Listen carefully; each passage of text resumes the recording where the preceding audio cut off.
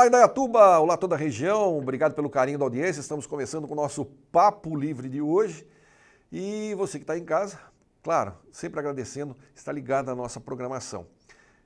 Vamos conversar hoje com uma pessoa que eu reputo como um empresário de Indaiatuba como um dos mais brilhantes, porque começou com um negócio pequeno, familiar, se aprimorou e hoje tem uma marca respeitada no segmento e na região. Edson Zerbini. Edson, obrigado por estar aqui com a gente. Eu que agradeço o convite e obrigado pelas palavras. Não sei se eu sou merecedor aí, brilhante. Que isso, brilhante, porque assim, geralmente o negócio quando começa em família, nem sempre as pessoas procuram se aprimorar para se tornar melhor em uma excelência no mercado. E o Edson é um testemunho de que isso é possível, porque ele pegou uma sapataria do pai e transformou numa grande marca que é a Visente. Vamos contar um pouquinho então da história, Edson. Acho que já contou trocentas vezes, vamos contar mais uma. É sempre muito bom contar a história da Sapataria São Vicente, né, que é o nome original.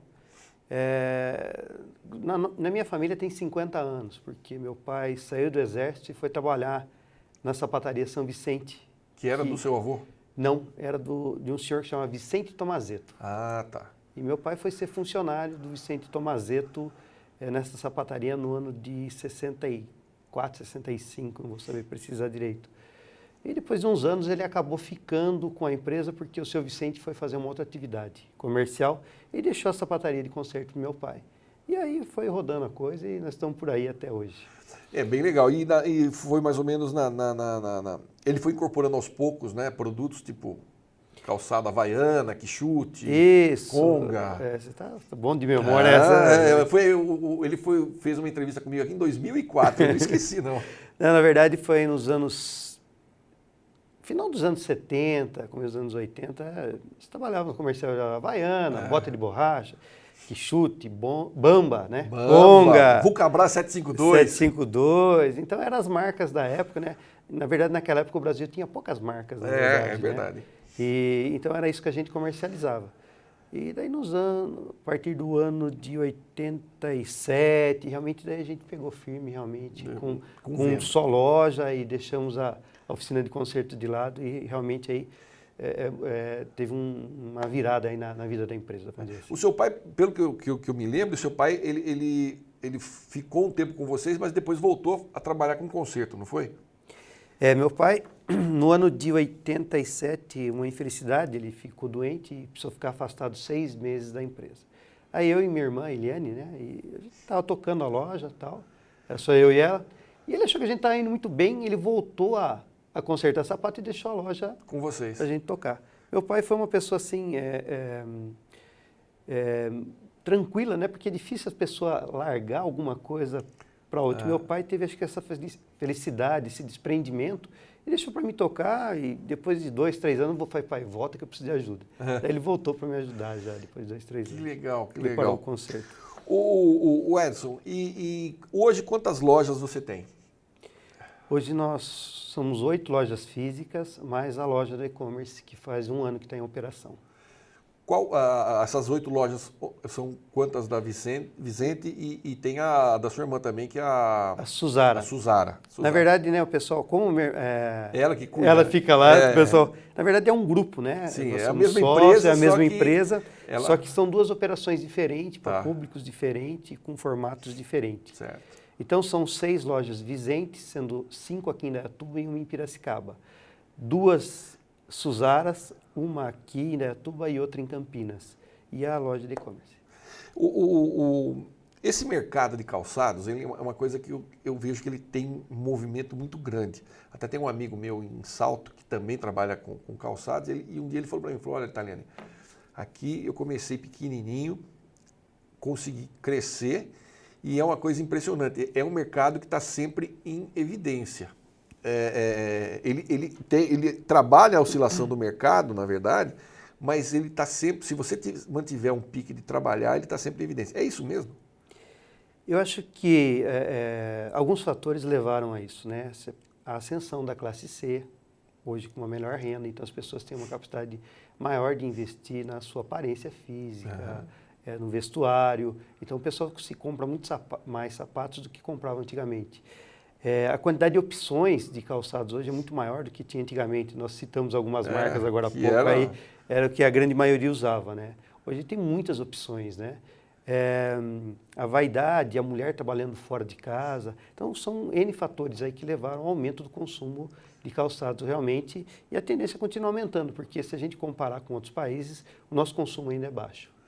Engraçado, né? A gente ouve falar muito isso aí, que a Argentina, por exemplo, ela tem um potencial muito grande e ela concorre diretamente com a gente nessa história de sapato, tanto para comprar lá, que a Cristina Kirchner está fazendo uma bolha, a Argentina ficar numa bolha, parece que só eles são fora do planeta, né? Uma coisa meio louca. E na economia ela está bem complicada por causa disso, então é assim, não pode importar sapato, mas quer exportar sapato. E às vezes o preço deles acaba sendo mais atrativo em função da facilidade que eles têm lá, que não sei qual é exatamente. Ali acho que é um problema localizado, né? Que é uma situação em que acho que a ineficiência da indústria argentina, ele precisou fechar o mercado, senão realmente ia ser invadido pelo calçado brasileiro, chinês. O chinês já está fazendo uma loucura. Até no Brasil já está chegando com força, né? Mas ainda a indústria nacional é muito forte, deve ser a terceira do mundo. Eu tenho um amigo meu que é presidente do sindicato lá em Franca. E ele conta que hoje uma pessoa consegue bolar um sapato, ele vai numa empresa, a empresa fabrica o sapato, ele põe uma marca e sai vendendo. Eu falei, você está brincando? Ele falou, olha, a pessoa tem vários casos, ele contou para mim lá, que eles montam empresas e a mesma empresa às vezes tem uma outra empresa, então vão fazer uma linha feminina. Então eles montam uma linha, uma coleção e saem vendendo. E as empresas mesmo deram uma boa enxugada, porque a mecanização ajudou, né? Então Franca já não é mais aquele polo industrial, pelo menos no que diz respeito à mão de obra, como já foi um dia. E como é que você percebe isso no mercado? Você, por exemplo, já foi com 8 lojas. Como é que você avalia o mercado nessa questão? Você tem muita diferença de preço entre um e outro? Qual a faixa de mercado que você está trabalhando? O que a gente percebe, houve uma mudança. Antigamente, a cadeia calçadista, quem mandava na cadeia eram os fabricantes. Eles tinham as marcas deles, geriam essas marcas e geriam a produção. Tá. Vem mudando, o varejo tomou corpo. E nessa tomada de corpo, o varejo começou a mandar no mercado e começa a ter suas próprias marcas e desenvolver suas próprias coleções. Isso já ocorreu no mundo. A Nike, por exemplo, não tem nenhuma fábrica. O que ela gerencia a sua marca. E isso também vai acontecer para os outros segmentos calçadistas e já vem acontecendo, como você bem mesmo falou. Então, acho que é uma tendência natural. Os fabricantes de Franca, eles vão se aprimorando ali no quê? No processo fabril realmente. E gerenciamento de marcas vai ficar com outros grupos aí de pessoas. A gente percebe que essa é a tendência realmente do mercado, as marcas ficarem de um lado e a fábrica do outro, né? A gente está vendo isso em vários segmentos. Você pega, por exemplo, a Suzara é uma marca própria, que é, bem dizer, esse processo. Nós fazemos o desenvolvimento de algumas linhas e damos para alguns parceiros produzirem. Franca, Rio Grande do Sul, né, principalmente. Dentro da Visente, nós temos lá já meia dúzia de marcas próprias, onde nós colocamos para alguns fornecedores desenvolverem também. Entendeu? Porque é uma forma de você conseguir agregar margem no nosso produto, trazer produto diferente. Valor à marca. Valor à marca. Então, e quem conhece o mercado local acaba sendo nós, e não o fabricante que às vezes está no Rio Grande do Sul, que está em Franca. Então, essa proximidade nos proporciona desenvolver produtos mais adequados para o cliente nesse momento. Bem legal, bem legal. E, como eu disse, você foi fazer uma especialização em 2004, é isso? Isso. Eu sou formado em economia, né? Depois eu fiz um MBA em varejo. E lá na Visente, agora, no nosso grupo, nós buscamos esse aperfeiçoamento, né? Eu tenho meu irmão mais novo, que é formado em administração, fez um MBA em varejo, mesmo que eu fiz. Agora terminou um MBA em franquias, porque é um projeto para a Suzara, né? Eu acho o seguinte, o mercado realmente ele é bom, ele é legal, só que você tem que estar preparado para o que vem por aí. Para fazer a gestão. Por quê? Como em outros segmentos, como a rede de supermercados, farmácias, onde já houve uma concentração muito grande, isso também vai ocorrer no o setor calçadista, varejo calçadista, que ainda ele é muito pulverizado. Só que a gente já começa a perceber essas situações onde algumas empresas estão comprando as outras e vai haver uma concentração nesse mercado. Então a gente precisa estar preparado para... Porque vem pela frente. Isso. Estou conversando aqui com o Edson Zerbini, a gente vai para um rápido intervalo. Na volta a gente vai falar um pouquinho mais de mercado e economia do Brasil. Não saia daí, eu volto já já.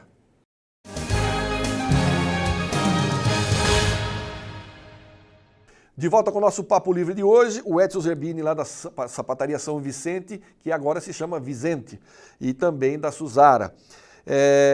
O Edson, nós estamos falando sobre mercados, falando sobre o mercado calçadista, que é a praia dele.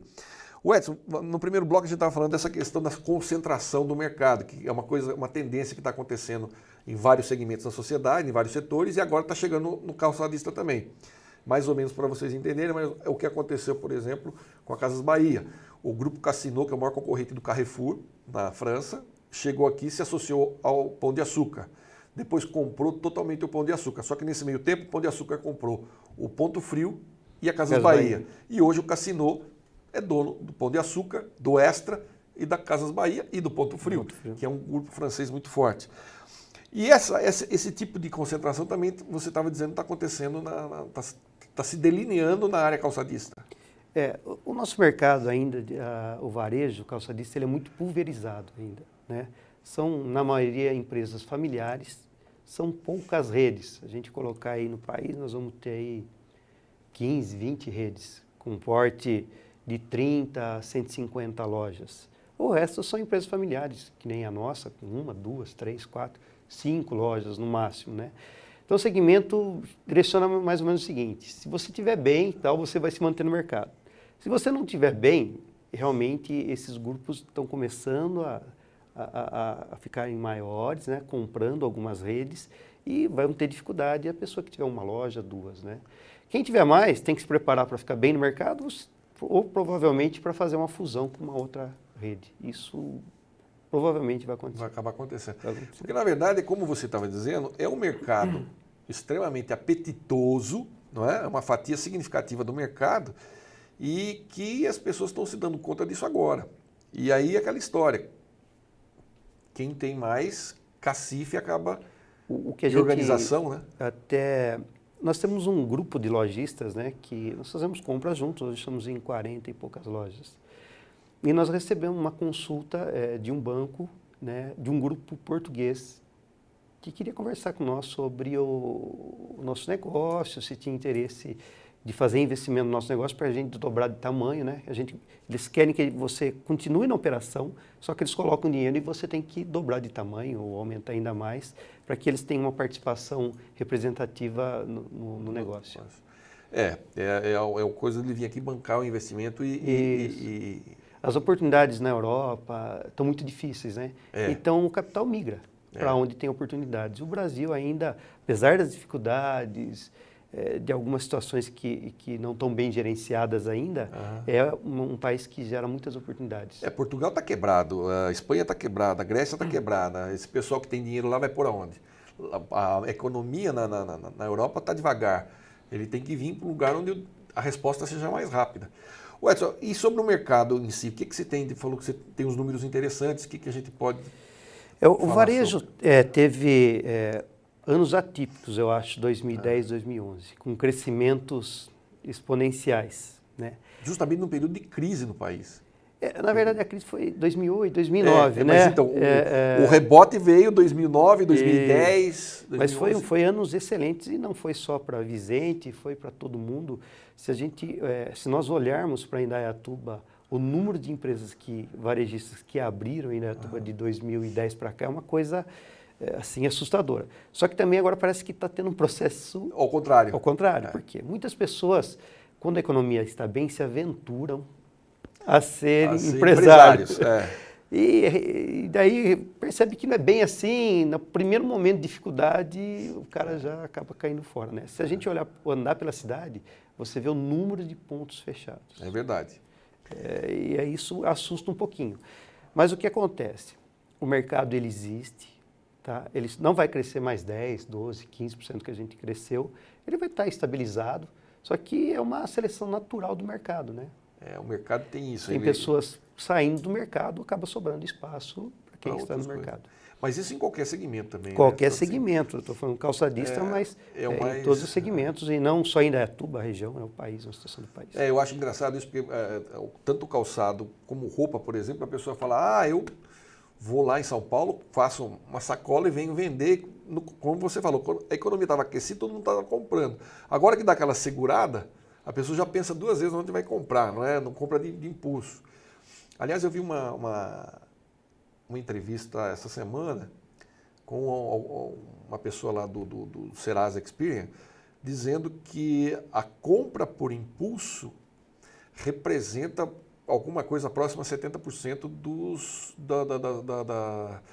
das razões pelas quais as pessoas estão negativadas no Serasa. Eu acho que eu também vi alguma coisa, 70% das pessoas fizeram uma compra de impulso nos últimos 3 meses. 3 meses, isso mesmo, é isso aí. E realmente é uma informação que até assusta um pouquinho, né? Na verdade, eu acho que até tem um histórico do consumo brasileiro, porque sempre foi muito retraído, sempre com muita dificuldade. Acho que agora que a gente está tendo a oportunidade de consumir, é natural que as pessoas ainda tenham um pouco de dificuldade de lidar com isso. Mas é uma questão de tempo, isso aí vai amadurecer e a gente... E tem todo esse processo que está aí. Do ponto de vista empresarial, por exemplo, nós estamos brincando com uma inflação aí do ano passado, disse que foi de 6% e tal, mas esse ano aqui já estão falando em 7%, 7,5%. Isso não começa a assustar o empresário, porque você também conviveu nos anos 80 que a inflação era um absurdo, quer dizer, para o empresário isso é uma pancada. Tem alguns fundamentos econômicos na nossa economia que estão sendo negligenciados. Descaradamente. Descaradamente. Inflação, gasto público. Gasto público. Falta de investimento em infraestrutura. O grande problema nosso agora é produtividade. Então, são alguns gargalos que nós vamos ter que superar para dar um novo salto, senão a gente vai patinar. É porque essa fórmula que eu pelo menos faço essa avaliação, essa fórmula do governo Lula de entrar com o Bolsa Família, todo mundo fala, foi uma política paternalista, não sei o que. Foi nada, antes de mais nada, uma política econômica, porque botando dinheiro nas classes sociais mais baixas, esse pessoal vai consumir, porque esse dinheiro é para consumir, e aí movimenta a economia. Claro que isso rendeu para ele outros dividendos, como os políticos, por conta do voto de cabresto, enfim, que socialmente isso acabou levando a isso, né? A questão acabou sendo levada para esse lado. Porém, se você parar para analisar a questão econômica, foi um tremendo salto na economia. Você acabou de falar aí que foram anos ótimos aí, quando o mundo estava vivendo a rebarba da crise de 2008, 2009, o Brasil estava subindo, estava dando ponto positivo. E agora, a fórmula já esgotou. Acho que você falou a palavra correta. A Bolsa Família foi uma forma de distribuição de renda.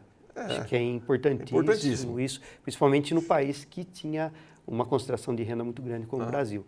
Só que só isso não é o suficiente. Foi no primeiro momento, foi bacana. E agora acabou. Agora acabou. Então, nós perdemos alguns momentos aí de investir realmente em educação, melhorar a educação, para melhorar a produtividade do trabalhador brasileiro, que é 5 vezes menor do que de um americano. Né? Então, são situações, e isso não é só o trabalhor, os empresários também pagam pato por isso. Pagam pato e também estão nesse barco. Eles também não são tão eficientes como são os empresários americanos, entendeu? Então, nós estamos perdendo a oportunidade de fazer os investimentos necessários em infraestrutura, melhorar a escolaridade realmente das pessoas, o nível social, para que a gente tenha um novo salto em outro momento. Haja vista aí essa questão da Copa do Mundo, que há 10 anos está se falando em Copa do Mundo, e nós estamos chegando aqui aos 44 do segundo tempo, não tem nada pronto. 70% do que foi programado fazer não está pronto. Tem 40% aí, menos de 40%. O famoso legado, né? O famoso legado ficou para trás. Quer dizer, então assim, é uma palhaçada. Falou-se tanto em fazer obra por causa da Copa, a Copa tinha que ser rápido, tarará. Teve gente que ganhou milhões e milhões e milhões de dólares e de reais aí, porque muita coisa acabou sendo feita pela urgência, acabou sendo feita sem concorrência. E para quê? Para não ficar pronto no dia que tinha que ficar. Então isso é uma coisa que compromete a credibilidade do governo, e a gente percebe que aí começam essas manifestações pipocar em todo lugar, porque a insatisfação é generalizada. Eu vejo, Jair, que nós temos duas economias, né? Temos a economia do setor privado e do setor público. Parece que cada um está de um lado. E a economia do setor público, privado vai muito bem, o pessoal está investindo, está trabalhando, tem eficiência. Né? Se a gente colocar isso nos padrões internacionais, a colocação da iniciativa privada é muito melhor do que da pública. E eu acho que para a gente melhorar as políticas públicas, é uma questão de tempo aí, questão de amadurecimento. Só que não pode demorar muito, né? Senão não vai ter o que melhorar. Não vai ter o que melhorar, né? É uma coisa que vai ficar muito complicada e a gente vai ficar aí a ver navios. Que nas próximas eleições aí todo mundo tem que pensar direitinho para ver se a gente consegue melhorar um pouquinho. É a única saída, né? Não tem. O Churchill dizia que a democracia é uma droga, mas é o melhor sistema de governo que ele conhecia. E não tem por onde, né? Bom, gente, Edson, obrigado por estar aqui conosco. Edson Zerbini, ele que é do grupo São Vicente, a Vicente e a Suzara. Um dos empresários que eu já disse, eu reputo que é um dos empresários de visão, que começou um negócio microscópico, que era uma sapataria pequenininha, uma sapataria de concerto, junto com o pai e com a irmã, e hoje é uma loja que tem um e-commerce ativo, grande e 8 lojas. Obrigado pela participação. Gostaria de agradecer a você a oportunidade e agradecer a todas as pessoas, colaboradores que nesses 50 anos aí estiveram com nós. Muito obrigado a todos. Obrigado você, mais uma vez, você de casa, obrigado pelo carinho da audiência e da paciência. Eu volto no nosso próximo encontro, a gente se vê lá. Até lá, fica com Deus, muita paz.